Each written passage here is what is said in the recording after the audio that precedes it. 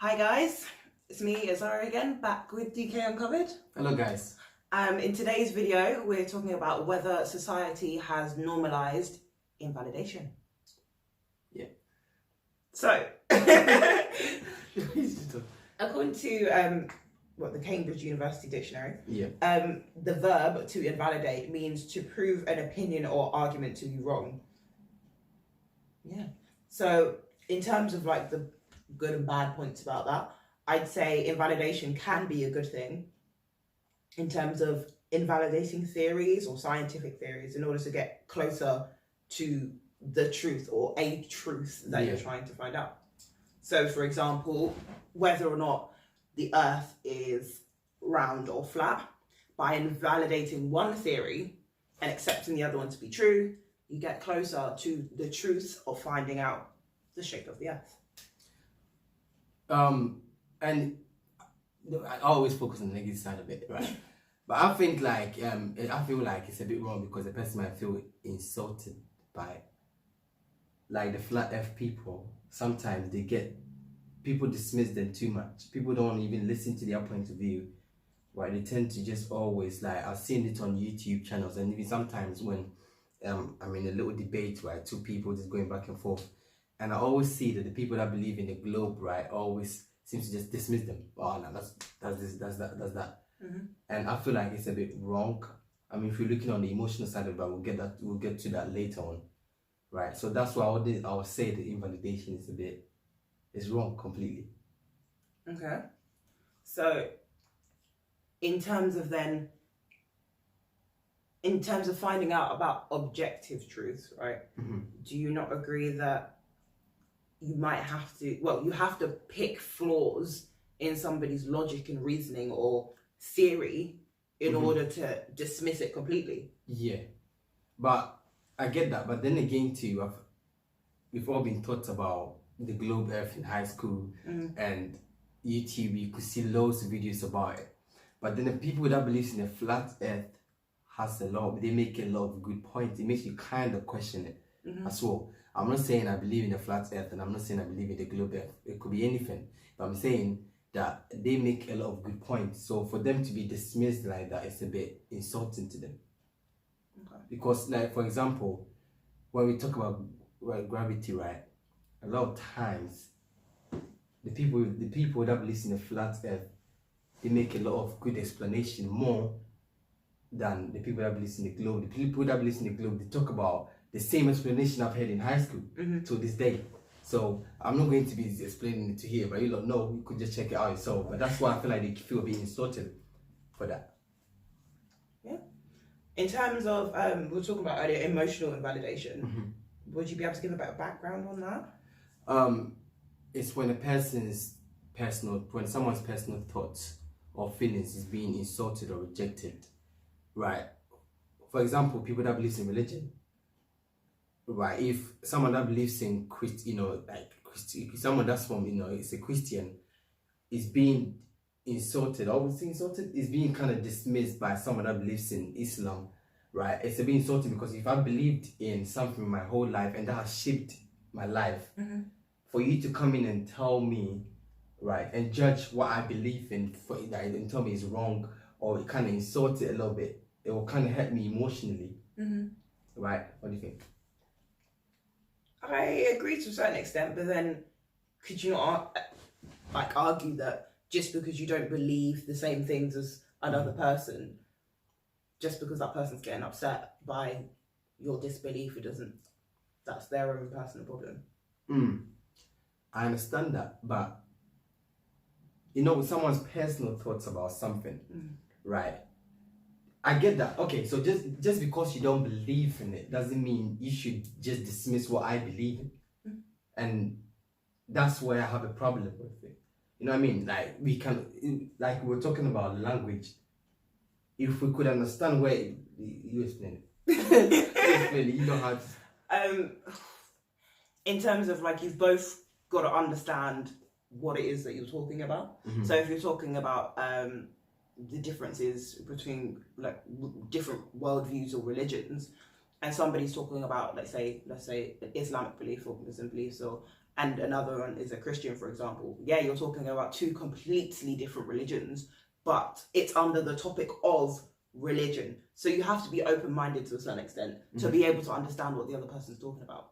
Because you're not talking about the same thing, of course there's going to be things that you disagree on, but it doesn't mean that, you know, everything that one person thinks is wrong and everything the other person thinks is right. There are similarities and differences with everything. And the thing is, right, a lot of times, the thing about invalidation, right, lots of times when someone is about to explain something to do with religion, we tend to automatically we feel, I don't believe in that.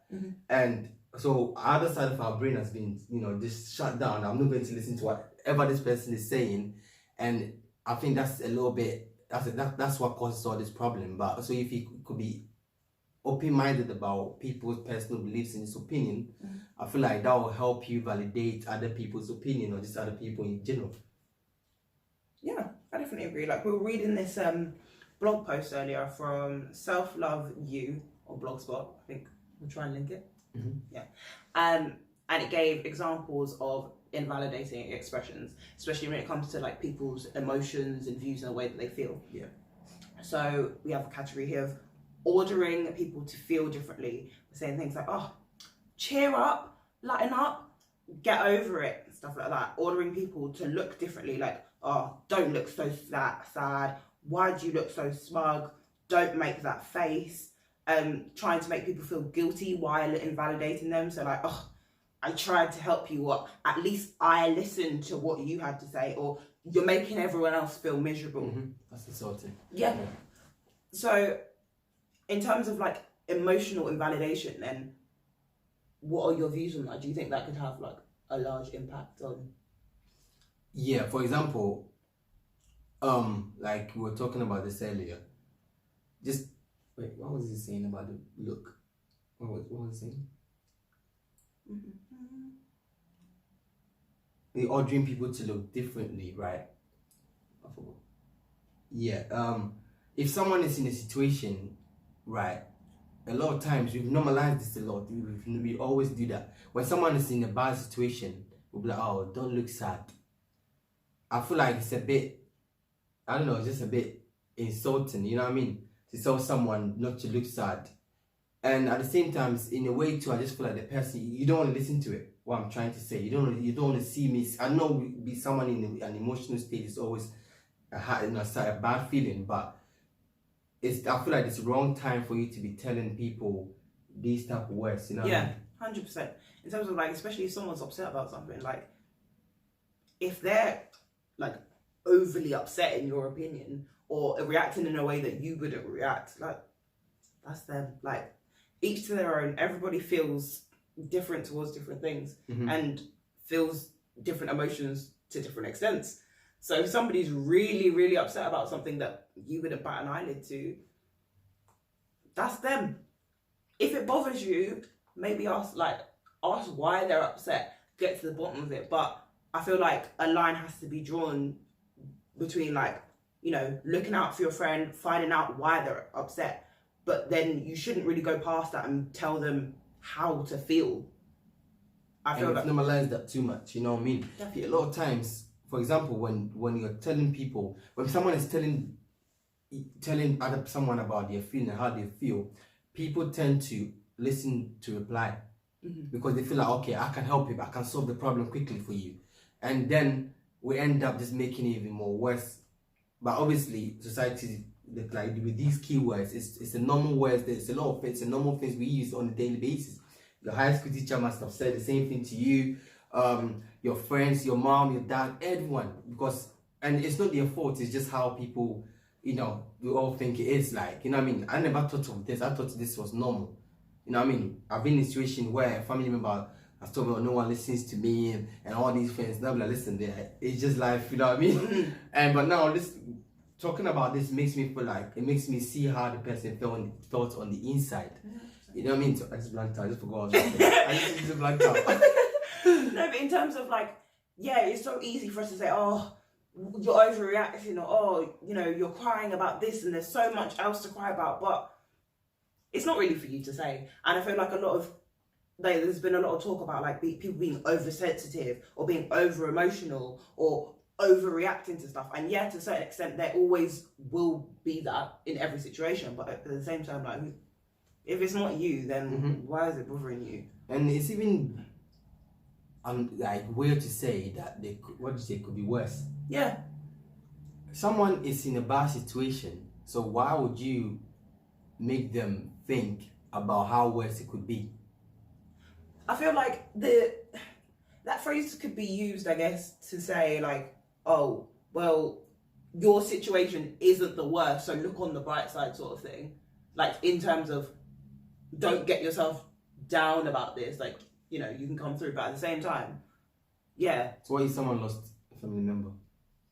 Oh no, that happens a lot. Like, oh, well, it could be worse, you know. So what it could have been in X, Y, and Z situation. It could have been all your friends and family. It could have been, you know, things being blown out of proportion. Do you know what I mean? I get the like meaning behind it, but it's not necessary. Yeah. In my opinion, it's just not necessary. Because imagine, right? Okay, sometimes I was reading this book a month ago, and it was saying, right, imagine you losing a family member, imagine all that, right? And as soon as I started imagining it, the feeling I was getting was even terrible feeling. That hasn't even happened yet. So imagine if I've lost someone, or I'm going through this situation, a breakup or something, and then someone tells me it could be worse. You could have lost a family member. Now you're just adding more emotions, more fear to what I'm going through now. 100%. And I feel like that has been very normalized in the sense of it's something that you'd hear people say very often. Yes, to like, console people or to try and make people feel better. But in actual fact, when you hear those words, you're just like, what am I supposed to do with that? Like, thanks, like I get what you're trying to say, but it doesn't make me feel any better at all. What if they say, what if someone is going through a hard time, right? And they're like, you're stronger than that. Depends on the person receiving it, I guess. Like, if it's somebody that you know and that you're close with, then of course you have a lot more freedom with what you say based on your relationship with that person. But sometimes, like, you don't even need to like bring your opinion or your view into it. Like, think about that person in that situation. Like, yeah, they've gone through something sad. You can be like, oh, I'm sorry for your loss, or I'm sorry that you're going through that, and leave it there. Or do you want a cup of tea? Or, you know, yeah, it's true. You don't have to bring yourself into their situation or your views and opinions about the way that person's feeling into that situation. Even if you do feel like that person's overreacting in your eyes, they don't have to know. They really don't. Like, it's not going to harm anyone by not saying anything. Like, it's hard to control that, because if someone is just being a little bee about something that like, like, you know what I mean, my little cousin can handle the situation, yeah, then I have to cuss them. I have to cuss them from that.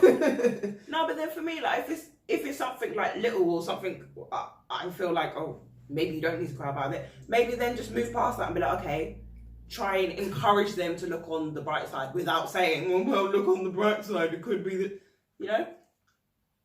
Yeah. But I think it's hard.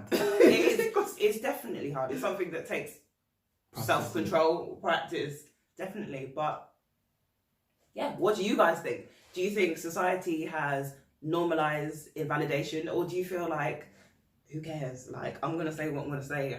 Was it freedom of speech?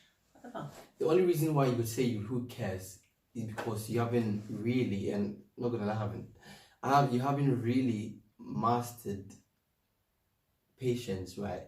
That when someone is talking, I'm not going to just reply straight away.